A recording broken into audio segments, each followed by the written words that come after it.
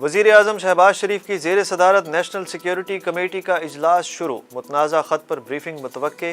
اجلاس میں امریکی خط سائفر کمیونیکیشن، خطے کی مجموعی صورتحال اور دیگر امور پر بات چیت۔ وزیر اعظم ہاؤس میں ہونے والے اجلاس میں سروسز چیفز بھی شریک۔ کمیٹی میں امریکہ میں تعینات پاکستان کے سابق سفیر اسد مجید کو بھی طلب کر لیا گیا۔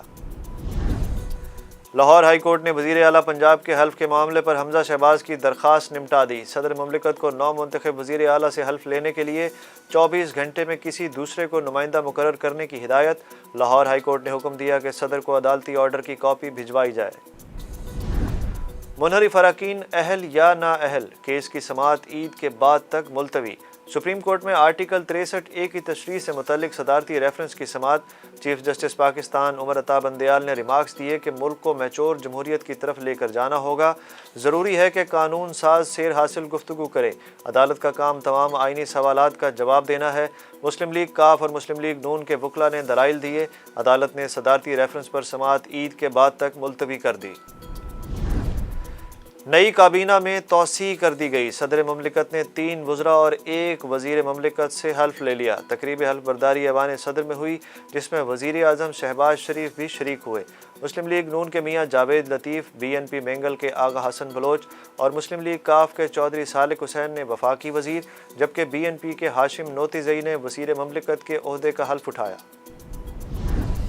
وفاقی وزیر اطلاعات و نشریات مریم اورنگزیب کے سابق وزیر اعظم پر وار، کہا عمران خان نے فورن فنڈنگ کے ذریعے منی لانڈرنگ کی، آپ نے آئین پر حملہ کیا، آئین کو پامال کیا، توشہ خانہ بیت المال ہے جہاں آپ نے ڈاکہ ڈالا۔ مریم اورنگزیب نے کہا کہ بیرون ملک سازش کی بات کرتے ہیں، آپ کو شرم آنی چاہیے، عمران خان کو غلطی نہیں بلکہ جرائم کا حساب دینا پڑے گا۔ وفاقی وزیر ریلوے خواجہ سعد رفیق کا عید کے دنوں میں ریلوے کرایوں میں 30% کمی کا اعلان۔ خواجہ سعد رفیق نے لاہور میں میڈیا سے گفتگو کرتے ہوئے کہا کہ کسی سے انتقام نہیں لیں گے، کسی کو ادارے سے نکالنے کا پروگرام نہیں۔ نیب نے ملک میں تباہی مچائی۔ احسن اقبال نے اسد عمر کو الوداعی افطار ڈنر پر بلا لیا۔ نون لیگ کے رہنما احسن اقبال نے خط کے ذریعے اسد عمر کو دعوت نامہ بھجوایا، جس میں کہا گیا کہ سیاسی روایات کے تحت آپ کو الوداعی ڈنر دینا چاہتے ہیں۔ خط میں مزید کہا گیا کہ ملاقات میں آپ کی حکومت کی جانب سے عوامی مفاد کے ترقیاتی منصوبوں اور آپ کے شروع کردہ منصوبوں کو جاری رکھنے پر گفتگو ہوگی۔ اباران بلوچستان میں دہشت گردوں کا فورسز کی چوکی پر حملہ، فائرنگ کے تبادلے میں میجر شاہد بشیر شہید جبکہ 1 سپاہی زخمی ہو گیا۔ ISPR نے بتایا کہ فورسز نے دہشت گردوں کے حملے کو پسپا کرنے کے بعد فرار ہونے والے دہشت گردوں کا قریبی پہاڑوں میں تعاقب کیا۔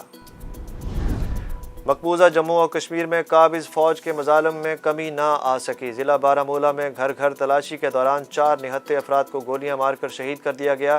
کل جماعتی حریت کانفرنس کا اتوار کو بھارتی وزیر اعظم کی آمد کے موقع پر مکمل ہڑتال کا اعلان۔ دنیائے فن کے عظیم ترین فنکار معین اختر کو مداحوں سے بچھڑے 11 برس بیت گئے۔ معین اختر نے 45 برس فن کی خدمت کی۔ معین اختر اداکار، صداکار، قلمکار اور مزاح نگار ہونے کے ساتھ ایک ایسے فنکار تھے جن کے بغیر پاکستانی شوبز کامیڈی ادھوری ہے۔